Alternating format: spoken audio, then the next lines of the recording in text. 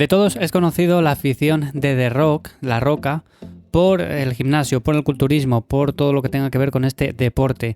Y lo más curioso de todo es que además de que tiene varios gimnasios repartidos por ahí, lo que no tendrá este hombre, además de todo eso, como digo, viaja con otro gimnasio a cuestas, cuando por ejemplo tiene algún rodaje, tiene alguna cosa en particular y no quiere perder días de entrenamiento, bueno, pues viaja con este gimnasio portátil, pero es que ahora mismo está fabricando otro gimnasio casero, un gimnasio que seguramente sea la envidia de muchas personas que están montando el suyo, pero que, como digo, no es necesario tanto para poder entrenar bien. De hecho, yo tengo una cuarta parte, se puede entrenar bien. Hay personas que entrenan con menos que yo, personas que entrenan con más. Bueno, en definitiva, todos los gimnasios caseros a mí me gustan. De hecho, yo tengo un estilo bastante minimalista y por eso considero que con 4 cosas podemos hacer un montón de ejercicios. Tenemos un montón de posibilidades y hoy es precisamente de lo que os quiero hablar, de cómo montaros ese gimnasio en casa partiendo de la base de que no necesitamos gran cosa. Eso es lo primero que tenemos que entender. Así que bienvenido un día más a Cuaderno de Entrenamiento. Soy Iván Llamazares de ivllamazares.com y aquí te cuento la mejor forma de plantear y organizar un entrenamiento con el objetivo de desarrollar fuerza e hipertrofia. Tienes todos los enlaces, todo lo que voy a comentar en las notas de este episodio. Lo dicho, The Rock es una persona que podríamos considerar como un fanático de los gimnasios, un fanático del culturismo. Le encanta, o sea, vive para eso.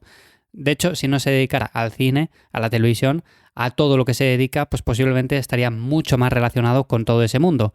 Aún así, en redes sociales no deja de compartir contenido o bien entrenando o bien, como digo, ahora fabricando su nuevo gimnasio en casa, que la verdad, si vais por sus redes, es una auténtica gozada ver lo que está montando, es una pasada. Y como digo, esto para muchos es una motivación, pero otras personas pueden pensar, vale, es que yo nunca voy a poder montar un gimnasio en casa porque necesito todo eso. Y para nada es así. Es cierto que podemos tirar la casa por la ventana y comprar absolutamente de todo. Al final que un gimnasio en casa se parezca a un gimnasio comercial. Pero es que no hace falta. Mi concepto de gimnasio en casa es muy diferente a eso.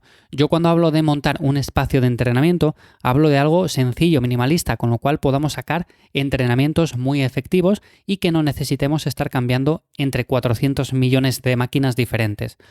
Y estaría muy bien tener todas esas máquinas para enfatizar en diferentes músculos, si nuestro objetivo es la hipertrofia, pero tenemos que ser conscientes de que con ejercicios con mancuernas, con barra, ejercicios libres, pues vamos a poder hacer también un montón de ejercicios. Así que, ¿cuáles serían las partes más importantes para montar ese gimnasio en casa? Bueno, pues lo primero de todo es saber el objetivo que buscamos. ¿Por qué? Porque si el objetivo es simplemente fuerza, con que te compres un rack, que les tienes muy baratos. Yo siempre comparto ofertas de rack y los tenéis desde 200 y pico euros. Alguna persona dirá, ya, pero es que ese rack vale para poco. Bueno, depende de lo que quieras entrenar, porque si tu objetivo es simplemente hacer los movimientos como la sentadilla, peso muerto, press de banca y demás, pues es más que probable que con uno de estos racks te sea más que suficiente. De hecho, vais a ver a personas de halterofilia como con simplemente 2 soportes, un semi-rack, algo muy sencillito, hacen sentadillas de 300 kilos. En cambio, vais a ver también a personas que tienen montado un espacio de entrenamiento de la leche y hacen sentadilla con 60 kilos. Ni una cosa ni la otra. Seguramente, empezando con eso mínimo, con ese rack, te sea más que suficiente. Como digo, si tu objetivo es simplemente hacer los movimientos básicos. Ahora bien, imagínate que, por ejemplo, tu objetivo es la hipertrofia como es el mío. Entonces, seguramente, además de ese semi-rack, te interese ver si tiene ciertas características, cierto equipamiento. Por ejemplo, el semi-rack está muy claro que es un soporte para colocar la barra y ya está. Pero les hay un poco más seguros, tienen las barras de seguridad, tienen una estructura que tiene cierto peso para que no se balancee, para que no se mueva de sitio. Esto es muy importante cuando cogemos la barra, la sacamos, la volvemos a colocar, que no se mueva de sitio más que nada porque si no vais a tener un susto y la barra se va a descolgar de un sitio, se va a caer, vamos a hacer un agujero en el suelo, bueno, en definitiva, todas estas cosas que no queremos que pasen. Es importante tener esto en cuenta. Es muy diferente el tipo de ejercicio que vamos a realizar y cómo lo vamos a realizar. Un semi-rack, si tenemos cuidado, sería más que suficiente. Si queremos seguridad porque nos transmite confianza a la hora de hacer el movimiento y sabemos que si fallamos no va a pasar nada, bueno, pues un semi-rack con unas barras de seguridad sería algo más interesante. Yo, por ejemplo, tengo una jaula de 4 soportes, una jaula estándar, podríamos decir, y es de lo más seguro que podemos encontrar. Ahora bien, ¿qué inconveniente tiene? pues que necesitamos un espacio algo mayor. Un semi-rack le podemos meter en un espacio más pequeño. Yo empecé con un semi-rack y le podía meter en un sitio muy pequeñito, entonces con eso entrenaba muy bien. Luego me fui dando cuenta, después también de varios sustos, que necesitaba unas barras de seguridad. Entonces estaba pensando en si coger un semi-rack, un rack completo, qué hacer. Al final opté por el rack completo, por aquella tampoco había mucha diferencia de precio. Entonces es lo que tengo a día de hoy y no me arrepiento para nada de haberlo hecho así. Pero tenemos muchas posibilidades diferentes, como digo. Lo podemos adaptar al presupuesto. Si tenemos 300 euritos para gastar, bueno, pues seguramente podamos hacer algo. Aunque sea complicado porque ha subido todo un montón, pero se puede hacer algo. Si tenemos un poco más para gastar, pues mejor. Y eso sería el principio de todo. Eso sería la base. Tanto si buscamos fuerza como si buscamos hipertrofia, como por ejemplo si queremos combinarlo con otras disciplinas deportivas como puede ser boxeo.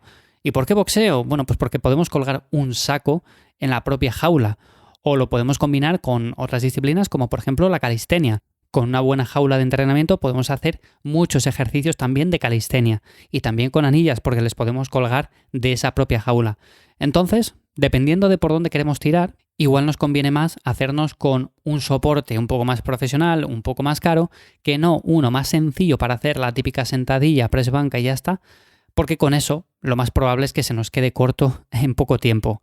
O igual queremos entrenar con el objetivo de hipertrofia y vemos que con este tipo de soportes, bueno, pues está bien para hacer ciertas repeticiones, pero si queremos llegar cerca del fallo, pues nos da cierto miedo que llegando a alguna repetición no seamos capaces de mover la barra y no tengamos un sitio donde dejarla.